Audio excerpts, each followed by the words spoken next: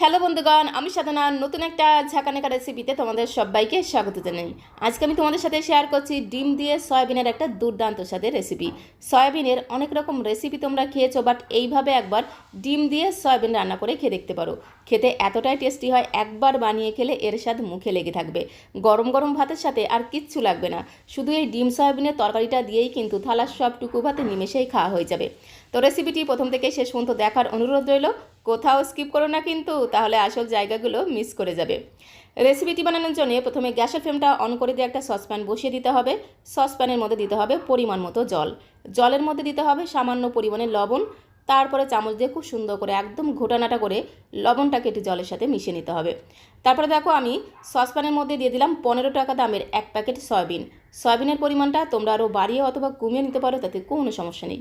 সয়াবিনটাকে দিয়ে খুব ভালো করে একটু জলের সাথে নেড়ে ছেড়ে মিশিয়ে নিতে হবে। তারপরে গ্যাসের ফ্লেমটা মিডিয়াম টু হাইতে রেখে জলটাকে জাস্ট একবার একটু ফুটতে দিতে হবে। জলটা যখন একটু টকবক করে ফুটতে শুরু করবে তখনই গ্যাসের ফ্লেমটা বন্ধ করে দিতে হবে। তো দেখো গ্যাসের ফ্লেমটা কিন্তু আমি বন্ধ করে দিয়েছি। এবার একটু ধামাচাপা দিয়ে রাখবো, মানে ঢাকনাটা বন্ধ করে 3 থেকে 4 মিনিট এইভাবে সয়াবিনগুলোকে এই ফুটন্ত গরম জলের মধ্যে রেখে দেবো। তাহলে দেখবে সয়াবিনগুলো ফুলে একদম ডবল হয়ে যাবে আর একদম নরম তুলতুলে সফট হয়ে যাবে। 3-4 মিনিট পরে ঢাকনাটা তুলে তোমাদের দেখিয়ে দিচ্ছি। দেখো সয়াবিনগুলো খুব সুন্দরভাবে নরম হয়ে গেছে আর ফুলে দেখো একদম ডবল হয়ে গেছে। তো এখন এই সয়াবিনগুলোকে খুব ভালো করে জল ছেঁকে ছেঁকে অন্য একটা পাত্রের মধ্যে ঠান্ডা জলের মধ্যে রেখে দিতে হবে। ঠান্ডা জলের মধ্যে দিয়ে সয়াবিনগুলোকে খুব ভালো করে জল চিপে চিপে তুলে নেব। সমস্ত সেদ্ধ করা সয়াবিনগুলোকে অন্য একটা পাত্রের মধ্যে তুলে নিয়েছি। তার মধ্যে পরিমাণ মতো ঠান্ডা জল দিয়ে খুব ভালো করে সয়াবিনগুলোকে এইভাবে একটু জল চিপে চিপে অন্য একটা পাত্রের মধ্যে তুলে নিতে হবে। এতে সয়াবিনের মধ্যে যে একটা গন্ধ থাকে সেই গন্ধটা জলের সাথেই বেরিয়ে যাবে, যার কারণে সয়াবিনগুলো খেতে কিন্তু দারুণ টেস্টি লাগবে। বাড়ির ছোটো থেকে বড় সবাই দেখবে একদম চেয়ে চেয়ে খাবে। সমস্ত সয়াবিনগুলোকে দেখো খুব সুন্দর করে জল চিপে চিপে এরকম একটা কাঁধ উঁচু স্টিলের থালার মধ্যে নিয়েছি। তো এখন আমি সয়াবিনের মধ্যে দিয়ে দিলাম সামান্য পরিমাণে লবণ, তার সাথে দিতে হবে সামান্য পরিমাণে একটু হলুদের গুঁড়ো, তার সাথে দিতে হবে সামান্য পরিমাণে একটু কাশ্মীরি লাল লঙ্কার গুঁড়ো। এইভাবে খুব সুন্দর করে একটু ছড়িয়ে দিতে হবে। তো তারপরে আমি এর মধ্যে দিয়ে দেবো ডিম। এখানে দেখো আমি 3টে ডিম নিয়েছি। ডিমের পরিমাণটা তোমরা আরও বাড়িয়ে অথবা কমিয়ে নিতে পারো, তাতে কোনো সমস্যা নেই। তবে ডিমের পরিমাণটা বেশি দিলে খেতে আরও বেশি টেস্টি হবে। তো এখন ওই 3টে ডিমকে একদম ঢিসুম ঢিসুম করে ভেঙে দিতে হবে। আমি সরাসরি ভেঙে দিলাম, তোমরা চাইলে কিন্তু আলাদা কোনো পাত্রের মধ্যে ডিমগুলোকে ভেঙেও দিতে পারো। এতে কোনো ডিম যদি নষ্ট থাকে সেটা কিন্তু বোঝা যাবে। তো আমি সরাসরি ভেঙে দিয়ে দিলাম। তো তারপরে এর মধ্যে যেটা দিতে হবে সেটা হচ্ছে 1 চামচ ভর্তি করে বেসন। তো দেখো 1 চামচ ভর্তি করে বেসন দিয়ে দিলাম। এবারে সমস্ত কিছুকে একসাথে খুব ভালো করে এইভাবে হাতের সাহায্যে মেখে নিতে হবে।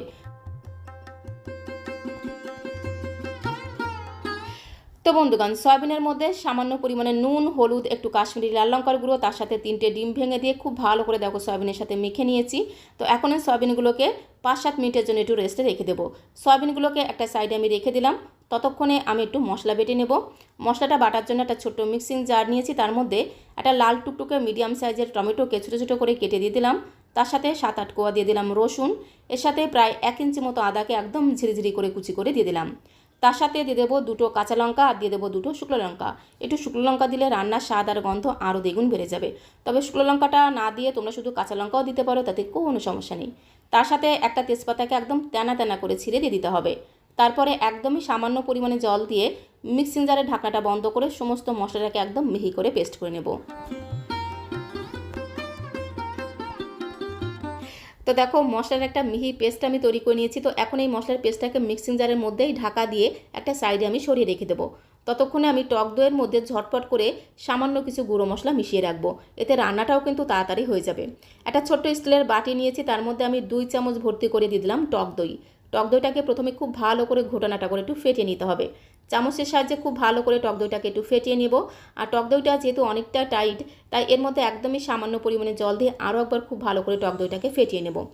টক দইটাকে প্রথমে খুব সুন্দর করে ফেটিয়ে নেওয়ার পরে এর মধ্যে আমি সামান্য কিছু রেগুলার গুঁড়ো মশলা অ্যাড করে দেব। প্রথমে আমি এর মধ্যে দিয়ে দেব হলুদের গুঁড়ো। দেখো একদমই সামান্য পরিমাণে, মানে পরিমাণ মতো দিয়ে দিলাম হলুদের গুঁড়ো। 1 চামচের 3 ভাগের 1 ভাগ দিয়ে দিলাম জিরের গুঁড়ো। তার সাথে 1 চামচের 3 ভাগের 1 ভাগ দিয়ে দিলাম ধনিয়া গুঁড়ো। এর সাথে খুব সুন্দর একটা রঙের জন্য দিতে হবে একটু কাশ্মীরি লাল লঙ্কার গুঁড়ো।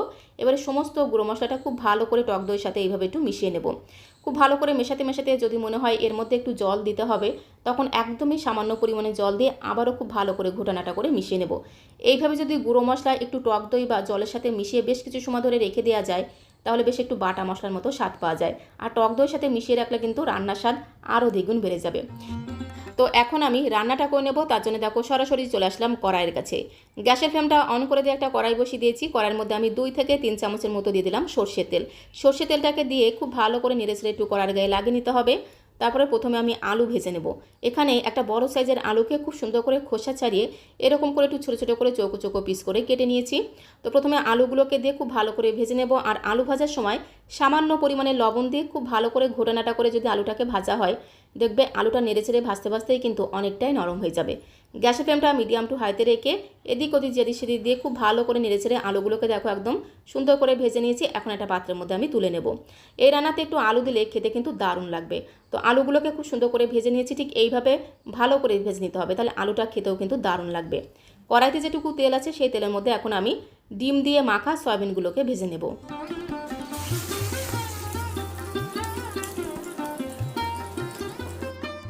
তো সমস্ত ম্যারিনেট করা সয়াবিনগুলোকে কড়াইয়ের মধ্যে দিয়ে গ্যাসের ফ্লেমটা মিডিয়াম টু হাইতে রেখে খুব ভালো করে নেড়েচেড়ে সয়াবিনগুলোকে বেশ কিছু সময় ধরে ভেজে নিতে হবে। যতক্ষণ না ডিমের কাঁচা গন্ধটা চলে গিয়ে খুব সুন্দর একটা ভাজা গ্রান বেরিয়ে আসছে, ততক্ষণ অবধি সয়াবিনগুলোকে এদিক ওদিক যেদিক সেদিক দিয়ে খুব ভালো করে ঘোটানাটা করে ভেজে নিতে হবে। সয়াবিনটাকে খুব সুন্দর করে ভেজে নিয়েছি। ডিমের কাঁচা গন্ধটা চলে গিয়ে খুব সুন্দর একটা ডিম ভাজা ঘ্রাণ বেরিয়ে এসেছে। তো এখন আমি সয়াবিনগুলোকে অন্য একটা পাত্রের মধ্যে তুলে নেব। সয়াবিনগুলোকে এইভাবে খুব ভালো করে ভেজে নিতে হবে। যতক্ষণ না ডিমের কাঁচা গন্ধটা চলে গিয়ে খুব সুন্দর একটা ডিম ভাজা ঘ্রাণ বেরিয়ে আসবে, ততক্ষণ অবধি সয়াবিনগুলোকে খুব ভালো করে ভেজে নিতে হবে। একটু লাল লাল করে ভেজে নিতে হবে। সয়াবিনগুলোকে ভেজে একটা পাত্রের মধ্যে তুলে নিয়েছি। ওই কড়াইতে আমি আরও 2 চামচ দিয়ে দিলাম সর্ষের তেল। তেলটা যখন খুব ভালো মতো গরম হয়ে যাবে, তেলের মধ্যে দিয়ে দেবো একটু গোটা জিরে ফোড়ন। গোটা জিরে ফোড়ন দিলে কিন্তু খুব সুন্দর টেস্ট হবে, সাথে সাথে ঘ্রাণটাও কিন্তু দুর্দান্ত হবে। সাথে একটা শুকনো লঙ্কা ফোড়ন দিয়ে দিলাম। তার সাথে দিতে হবে গোটা গরম মশলা ফোড়ন, 2টো এলাচ লবঙ্গ দারচিনি ফোড়ন দিয়ে দিলাম। তার সাথে একটা তেজপাতাকে মাঝখান থেকে একটু ছিঁড়ে দিয়ে দিলাম। এবারে গ্যাসের ফ্লেমটা মিডিয়াম টু লোতে রেখে খুব ভালো করে নেড়েচেড়ে ফোড়নটাকে একটু ভেজে নিতে হবে। যখন এই ফোড়ন থেকে খুব সুন্দর একটা ভাজা গ্রান বেরিয়ে এসেছে, তখন আমি এর মধ্যে দিয়ে দেবো পেঁয়াজ কুচি। 2টো মিডিয়াম সাইজের পেঁয়াজকে একদম ঝিরিমিরি করে কুচি করে রেখেছিলাম, যাকে বলে ফাইন চপ করে কুচি করে রেখেছিলাম। তো ঝিরিমিরি পেঁয়াজ কুচি দিয়ে খুব ভালো করে নেড়েচেড়ে পেঁয়াজটাকে একদম লাল লাল করে ভেজে নিতে হবে।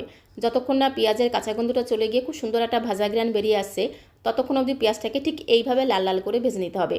পেঁয়াজটাকে লাল লাল করে ভেজে নেওয়ার পরে এর মধ্যে আমি মিক্সিং জারে বেটে রাখা মশলাটাকে দিয়ে খুব ভালো করে একটু নেড়েচেড়ে মিশিয়ে নেব।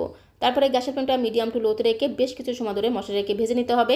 একদম ভাজা ভাজা করে কষিয়ে নিতে হবে। যতক্ষণ না এই আদা রসুনের কাঁচা গন্ধটা চলে গিয়ে খুব সুন্দর একটা ভাজা গ্রান বেরিয়ে আসছে, ততক্ষণ অবধি মশলাটাকে খুব ভালো করে একদম ভাজা ভাজা করে কষিয়ে নিতে হবে।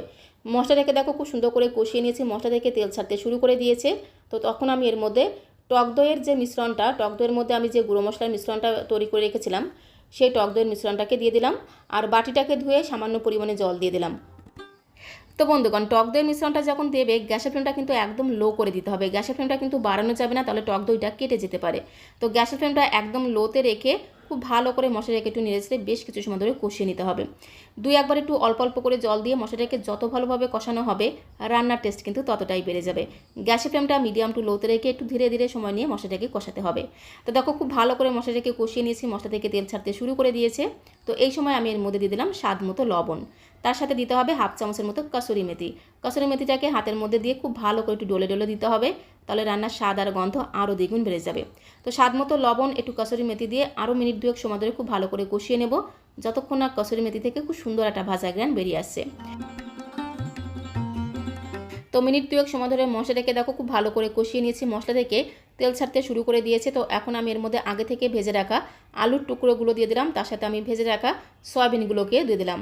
ভেজে রাখা আলু সয়াবিনগুলোকে দিয়ে খুব ভালো করে একটু নেড়ে ছেড়ে মিশিয়ে নিতে হবে, যাকে বলে এদিক ওদিক যেদিক সেদিক দিয়ে খুব ভালো করে ঘোটানাটা করে মশলার সাথে আলু আর সয়াবিনটাকে খুব ভালো করে মিশিয়ে নিতে হবে। খুব ভালো করে দেখো মিশিয়ে নিয়েছি। তো এখন একটু ধামা চাপা দিয়ে রাখবো, মানে ঢাকনাটা বন্ধ করে 3 থেকে 4 মিনিট এইভাবে রেখে দেবো, গ্যাসের ফ্লেমটা একদম লো করে দিয়ে।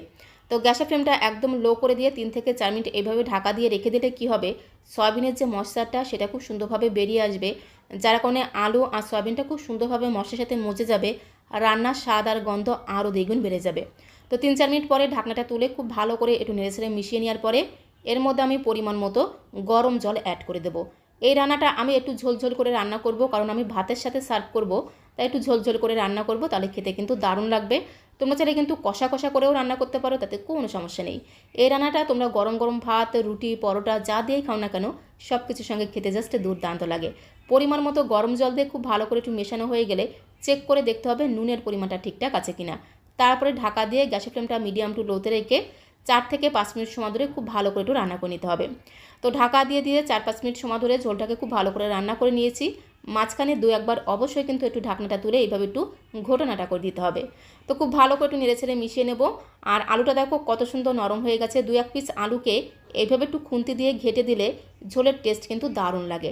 তো চেষ্টা করবে 2-1 পিস আলুকে এইভাবে একটু ঘেটে দিতে, তাহলে রান্নাটা খেতে আরও বেশি টেস্টি হবে। তো তারপরে আমি এর মধ্যে এই সময় দিয়ে দেবো 1/2 চামচ চিনি। একটু চিনি দিলে রান্নার টেস্ট কিন্তু আরও দ্বিগুণ বেড়ে যাবে। চিনিটাকে দিয়ে আবারও খুব ভালো করে নেড়েচেড়ে মিশিয়ে নিয়ে আবারও একটু ধামাচাপা দিতে হবে। মানে ঢাকনাটা বন্ধ করে গ্যাসের ফ্লেমটা মিডিয়াম করে দিয়ে জাস্ট 3 থেকে 4 মিনিট সময় ধরে ঝোলটাকে একটু রান্না করে নেব। তো গ্যাসের ফ্লেমটা মিডিয়াম করে দিয়ে ঢাকা দিয়ে ডিম সয়াবিনের তরকারিটাকে আরও 3 থেকে 4 মিনিট সময় ধরে রান্না করে নিয়েছি। ডিম দিয়ে সয়াবিনের তরকারিটা কিন্তু একদমই রান্না করা হয়ে গেছে। এইরকম করে একটু ঝোলঝোল করে রান্না করেছি, তাহলে গরম গরম ভাতের সাথে খেতে কিন্তু দারুণ লাগবে। তবে তোমরা চাইলে কিন্তু একটু কষা কষা করেও রান্না করতে পারো, তাতেও কিন্তু খেতে দারুণ লাগবে। নামানোর আগে এর মধ্যে দিতে হবে একটু ফ্রেশ ধনেপাতা কুচি, তার সাথে 1/2 চামচ দিতে হবে চিকেন মশলা। এই রান্নাতে গরম মশলার বদলে যদি একটু চিকেন মশলা দেওয়া হয়, তাহলে রান্নার স্বাদ আর গন্ধ আরও দ্বিগুণ বেড়ে যাবে। যার কারণে বাড়ির ছোটো থেকে বড় সবাই দেখবে একদম আঙুল চেটে পুটে খেয়ে নেবে, খেতে দারুণ টেস্টি হয়। তো সবশেষে একটু ধনেপাতা কুচি আর 1/2 চামচ চিকেন মশলা দিয়ে খুব ভালো করে মেশানো হয়ে গেলে ঢাকা দিয়ে মিনিটখানেক সময় ধরে একটু রান্না করতে হবে। এতে ধনেপাতাটা বেশ একটু নরম হয়ে যাবে, রান্নার টেস্ট আরও দ্বিগুণ বেড়ে যাবে। তো মিনিটখানেক সময় ধরে ঢাকা দিয়ে রান্না করে নিলাম। ডিম দিয়ে সয়াবিনের তরকারিটা কিন্তু একদমই রেডি হয়ে গেছে। তো তারপরে আমি গ্যাসের ফ্লেমটা বন্ধ করে দেবো। এই পদ্ধতিতে একবার ডিম দিয়ে সয়াবিনের তরকারি রান্না করে খেয়ে দেখতে পারো, গরম গরম ভাতের সাথে খেতে কিন্তু দারুণ লাগে। গ্যাসের ফ্লেমটা বন্ধ করে দিলাম। আর ডিম দিয়ে সয়াবিনের এই তরকারিটাকে একটা বোলের মধ্যে সার্ভ করে দেওয়ার পরে একটু ভাজা মশলা বিশেষ কায়দায় ব্যবহার করতে হবে, যার কারণে এই রান্নার স্বাদ আর গন্ধ আরও 10 গুণ বেড়ে যাবে। তো এখন একটা বোলের মধ্যে আমি সার্ভ করে দেবো। সার্ভ করতে করতে তোমাদের কাছে রিকোয়েস্ট করব, আজকের এই ডিম দিয়ে সয়াবিনের তরকারি রেসিপিটা তোমাদের কাছে কেমন লাগলো অবশ্যই কমেন্ট বক্সে লিখে জানিও। ভালো লাগলে একটা লাইক আর শেয়ার করে দেওয়ার অনুরোধ রইল। আর নতুন বন্ধু হয়ে থাকলে চ্যানেলটিকে সাবস্ক্রাইব করে দিয়ে পাশে থাকার অনুরোধ রইল। তাহলে যখন এরকম সুন্দর সুন্দর নতুন নতুন রেসিপি আপলোড করব, সঙ্গে সঙ্গে নোটিফিকেশন আগে তোমার কাছে পৌঁছে যাবে। সামান্য পরিমাণে একটু ভাজা মশলা এইভাবে হাতের মধ্যে নিয়ে উপর দিয়ে এইভাবে একটু ছড়িয়ে দিতে হবে। এর মধ্যে আছে গোটা জিরে, ধনে, তেজপাতা, শুকনো লঙ্কা একসাথে শুকনো কড়াইতে ভেজে গুঁড়ো করে রেখেছিলাম। সে ভাজা মশলা এইভাবে একটু উপর দিয়ে ছড়িয়ে দিলে রান্নার স্বাদ আর গন্ধ আরও 10 গুণ বেড়ে যায়। তো আজকের মতো এই পর্যন্ত। সবাইকে অসংখ্য ধন্যবাদ।